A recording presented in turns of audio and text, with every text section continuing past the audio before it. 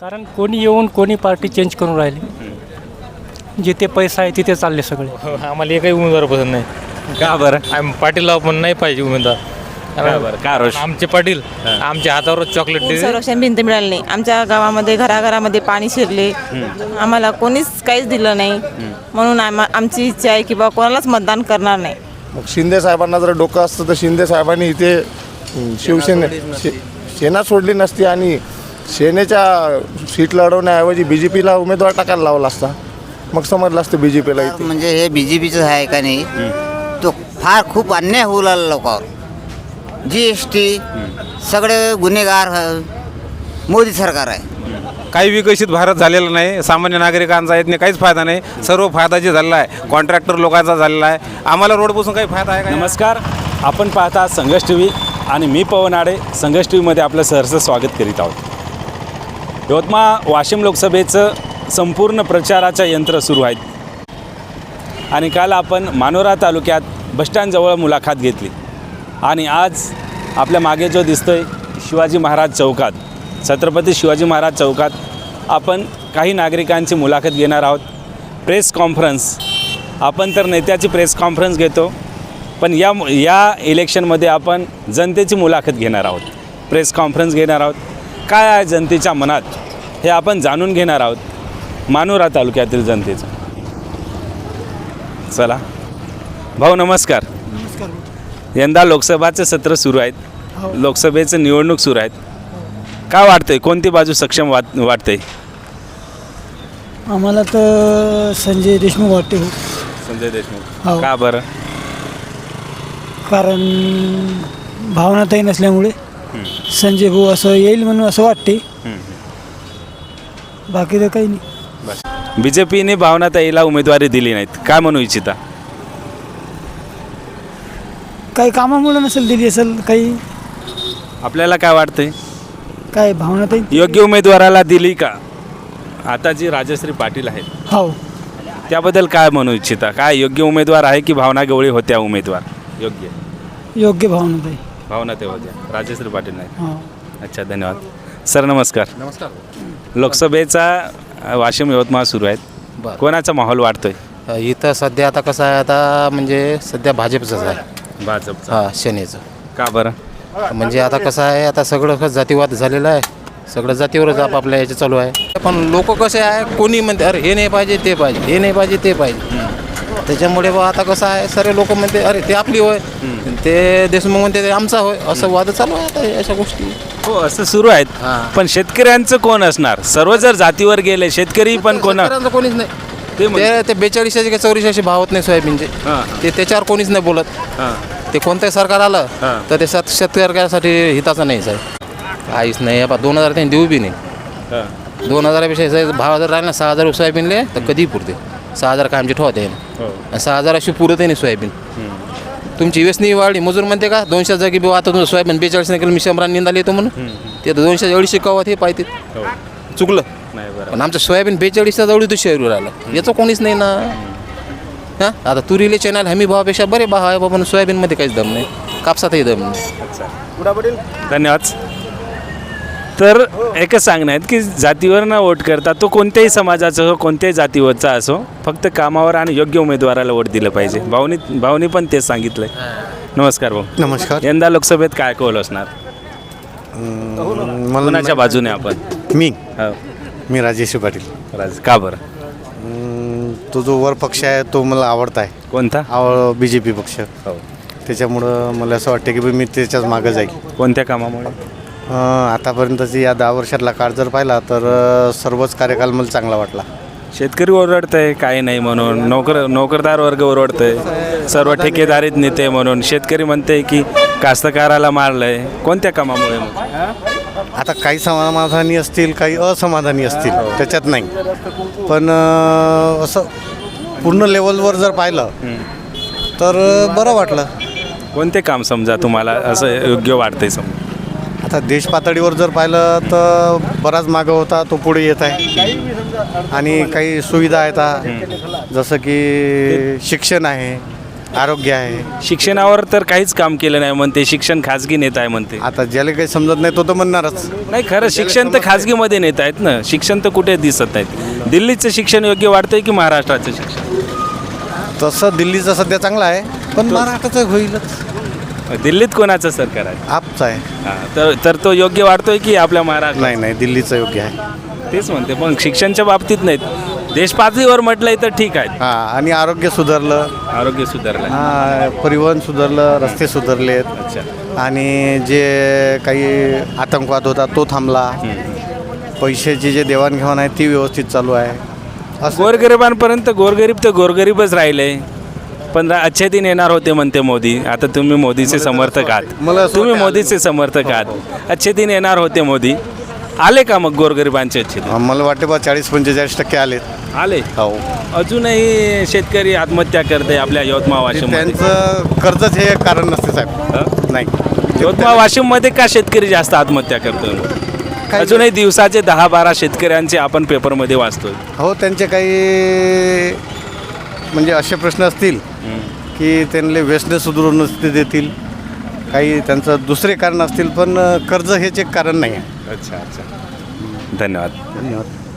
बोला भाऊ, यंदा लोकसभेत काय कौल असणार, काय बाजू? काय मोदी साहेब. मोदी साहेब का बरं? त्याचं बरेच कामं आहे. कोणते काम? हेच आम्ही काय जास्त शिकलो नाही हां. आहे, पण मोदी साहेब आवडते जनतेला. हो. पण मोदी साहेबच येणार. चला इकडे घेऊ काकाचं. काका बोला. काका बोला, 1 मिनिट घ्या भाऊ, बोला. सांगा यंदा लोकसभेत कोणाचं कौल असणार आहे, काय बाजू मांडणार? बाजू म्हणजे कारंजा यवतमाळ वाशिममध्ये आम्हाला एकही उमेदवार पसंत नाही. का बरं? पाटीलला पण नाही पाहिजे उमेदवार. का बरं? का रोष? आमचे पाटील आमच्या हातावरच चॉकलेट देते, कामं करत नाही. म्हणून इतर समाजाला ते तरी आम्हाला जोड धरण आहे, आमचे कामं करतील. हो, बरोबर आहे. आमचे पाटील आता आम्ही 40 वर्षात झालो तेव्हापासून की फक्त चॉकलेट देण्याचेच काम करतात समाजाच्या हातावर. समाजासाठी काहीच करत नाहीत. आमच्या ओबीसीसाठी कुठे हॉस्टेल आहेत का लेकरासाठी? चला बघ शिक्षणासाठी म्हणून, इतर म्हणजे गरिबाच्या लेकरासाठी काहीच नाही. समाजासाठी काहीच करत नाही, म्हणून आम्हाला नकोच आहे. धन्यवाद. इतर समाजात चालते, आम्हाला बंजारा चालते, इतर कोणताही चालते. बोला भाऊ, यंदा काय कौल असणार लोकसभेत? यंदा यावर्षी आपल्याला शेतकऱ्याच्या पिकाला भाव पाहिजे, आणि मोदी सरकारच्या काळात शेतकऱ्याला भाव जसं पाहिजे तसं भेटलं नाही, म्हणून असं शेतकऱ्याच्या मालाला भाव भेटला पाहिजे. हो, ही आशा आहे समजा. का बरं एवढी का नाराजी? शेतकऱ्यांना काहीच नाही दिलं का मोदीने? शेतकऱ्याची जर मेहनत पाहिली तर भरपूर असते, शेतकऱ्याचा खर्च जर पाहिला तर भरपूर असते, पण जेव्हा आपण माल विकायला नेतो तेव्हा मालाला भाव मिळत नाही, म्हणून आपली नाराजी आहे. मोदी सरकार 4 महिन्याने 2000 देतो म्हणते, अजून का पाहिजे? कुठं आले म्हणून फक्त आश्वासन देते, पैसे तर आलेच नाही ना. नाही, 2000 रुपये येते 4 महिन्याकाठी, योग्य वाटतंय का?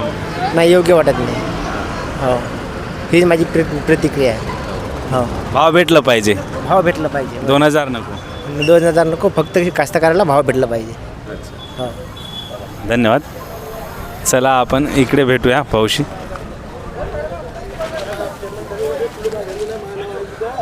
भाऊ नमस्कार. यंदा लोकसभा यवतमाळ वाशिममध्ये काय असणार कौल? कोणाची बाजू सक्षम वाटते? संजय देशमुख. संजय देशमुख का बरं? चांगला माणूस आहे ते, एक तर आमचा स्थायिक आहेचा यवतमाळ वाशिम जिल्ह्याचा, त्याच्यामुळे हो चांगलं आहे. भावना त्याने ते काम नाही केलं, BJP आले ते शिंदे गट ते नाही, कमी नाही, काही काम नाही. का बरं? काय ते विकास नाही द्यायचा, काही विकास नाही 5 वर्षात, काही 10 वर्षांनी, त्याच्यामुळे संजय देशमुख चांगला आहे आणि प्रॉपर आमच्या इथचा तर दिग्रजचा, त्याच्यामुळे अडचण होऊ शकते, भागू शकते. मोदी सरकारने कामे केले म्हणते, चांगले काम केले म्हणते, पण काय विकास नाही काही कुठे एवढा नाही. धन्यवाद. ते कोण योग्य वाटतोय यावेळेस? मी पोहरादेवी, आयोजक मकराम पवार. यावेळेस आपल्या येत्या यवतमाळ वाशिम लोकसभेमध्ये जे ही तिरंगी लढत आहे, या तिरंगी लढतमध्ये आमचे आदरणीय माजी खासदार हरिभाऊजी राठोड साहेब हे 100% निश्चित होतील, कारण राष्ट्रीय पक्षांचं त्यांना तिकीट मिळालेलं आहे. आमची बहन मायावती या देशांचे पहिले पंतप्रधान झालेले आहे मायावती आमचे बहन. तर ती राष्ट्रीय पक्षांचे आमचे आदरणीय सन्मानित माजी खासदार हरिभाऊजी राठोड साहेब यांना हे तिकीट मिळालेले आहे. तर आज आमचा या यवतमाळ वाशिम लोकसभेमध्ये हा बालेकिल्ला आहे. या ठिकाणी यवतमाळ वाशिम लोकसभेमध्ये आमच्या व्हिजेंटी बंजारा समाजांचं 4.5-5 लाख वोटिंग आहे.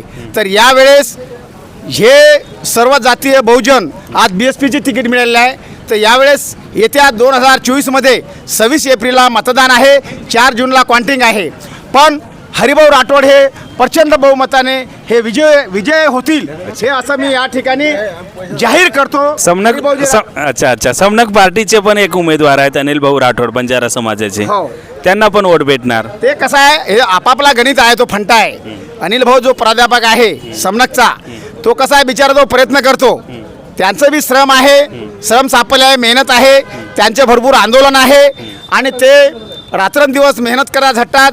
त्यांच्या नशिबामध्ये जर पार्लमेंट जर असेल तर आमचे आदरणीय सन्मानित डॉक्टर प्राध्यापक अनिल राठोड आहे ना, राठोड साहेब हे पण विजय होऊ शकतात. धन्यवाद. नमस्कार. धन्यवाद. इकडे ताई बसलेली आहे, ताईशी बोलूया. ताई नमस्कार. यंदा लोकसभेमध्ये कोणाची बाजू सक्षम वाटते? आपण कोणाच्या बाजूने आहात? आम्ही कोणालाच मतदान करणार नाही, कारण की आमच्या गावामध्ये पूर संरक्षण भिंत मिळालीच नाही. महिलांना सुद्धा मोर्चा काढला तरी आम्हाला काय कोणीच साथ दिली नाही. तर याच्याबद्दल आम्ही कोणालाच मतदान करणार नाही अशी आमची इच्छा आहे. आपलं कोणतं गाव? बेलोरा. हो. तालुका मानोरा. काय समस्या होती? पूर संरक्षण भिंत मिळाली नाही. आमच्या गावामध्ये घराघरामध्ये पाणी शिरले, आम्हाला कोणीच काहीच दिलं नाही. म्हणून आमची इच्छा आहे की बा कोणालाच मतदान करणार नाही. अच्छा. कोणाजवळ गेले होते का? कोणत्याही सर्वच जवळ गेलो होतो आम्ही, पण आम्हाला कोणच मदत नाही मिळाली, कोणाचीच मदत मिळाली नाही. मग ज्यांची मदत मिळेल अशा उमेदवाराला वोट दिलं पाहिजे. नाही, आमची इच्छाच नाही आहे. बहिष्कारच का? अच्छा. धन्यवाद. ते बोला भाऊ. सांगा काय यंदा कोणाची बाजू सक्षम वाढते? कोणाला साथ देणार यावेळी? खरं पाहिलं तर आम्हाला कोणावरच भरोसा राहिलेला नाही आहे. सध्याची जी परिस्थिती आहे, जे सामान्य नागरिकांचे प्रश्न आहे, हे प्रश्न कोणी सोडवले नाही आत्तापर्यंत. आमचं गाव बेलोरा, आता जे तिथं पूल याचे काम झालेलं आहे रोडचे, ते आम्ही रोडचं काम केलं यांनी, पुलाचं पण काम केलं. पण आमच्या जे समस्या गावकरी लोकांच्या, आम्ही मरता वाचलो. आमच्या गावात 22 जुलैला ढगफुटी होऊन फार मोठा पाऊस आला होता. त्यामध्ये आम्ही सर्व लोक झाडावर उभे होतो, घरावर उभे होतो. पण शासनाकडून आम्हाला कोणतीच मदत मिळाली नाही. आम्ही 24 तासाच्या नंतर मदत मिळाली यांची. मोदी सरकार तर म्हणते विकसित भारत झालंय म्हणून. काही विकसित भारत झालेला नाही. सामान्य नागरिकांचा यातने काहीच फायदा नाही. सर्व फायदा जे झालेला आहे कॉन्ट्रॅक्टर लोकांचा झालेला आहे. आम्हाला रोडपासून काही फायदा आहे का? या आमचे प्रश्न काय आहे हे महत्त्वाचे आहे. सामान्य जनतेचे आम्ही शेतकरी, आम्हाला 3 क्विंटल 4 क्विंटल सोयाबीन झालेलं आहे. पण भाववारी कुठे आहे? भाववारी जाग्यावरच आहे. जे 5 वर्षा अगोदर भाववारी होती ते भाववारी दुप्पट व्हायला पाहिजे होती. उलट काय झालं, आमचं खताचे पोतं DAPचं 550 रुपये होतं, आज रोजी 1500 रुपये पोतं झालेलं आहे. याचा विचार कोण करेल? याचा विचार आणि शेतकऱ्यांचे जे खत बियाण्याचे जे प्रश्न आहेत यांना GST लागू केलेली आहे. हे GST कोणाकडून चालली? शेतकऱ्याकडून चालली. पण शेतकऱ्याला काय मिळालं? गांजरच मिळालं ना. पूर संरक्षण भिंत वंचितच आहे. फक्त पावसाळ्याला 2 महिने राहिलेले आहे. पण आता जर पाऊस आला तर आमचं बेलोरा गाव हे नकाशावरून पूर्णपणे गायब होणार आहे. इथं BJPचे आमदार आहे. BJPचे आमदार 2 टन मारले. आम्ही सर्वांनाच विनंती केली आहे. इथं आम्ही आंदोलन केलं होतं, आणखीन तिथं उपोषण मांडलं, मोर्चा काढला. एवढे आंदोलन करून आमचा फायदा काय? मग हे दरवाजा वाजवा कोणाचा? शेतकरी म्हणून आपण बोलले. शेतकरी तर खुश आहेत. 2000 रुपये भेटते म्हणते मोदी, 2000 रुपये देते. आमचे पैसे किती चालले? आमचे GSTचे पैसे किती चालले? आम्हालाच रिटर्न देऊ राहिले. रिटर्न त्या 2000 काय होणार? आमचे शेतकऱ्या मालाला भाव पाहिजे ना. आम्हाला भाव कुठे आहे शेतकऱ्याच्या मालाला? आणि खताचे बियाण्याचे भाव कुठं आहे? मग ते 2000 आम्हाला 2000 पाहिजे नाही ना. आम्हीच देतो सरकारला 2000. आमच्या शेतकऱ्याच्या मालाला भाव द्या म्हणा. 6000 रुपये 6,500. हां. धन्यवाद सर. धन्यवाद. बोला सर, काय बोलताय? काही बोलत नाही मी. BJP सरकार पाहिजे नाही यावर्षी. का बरं?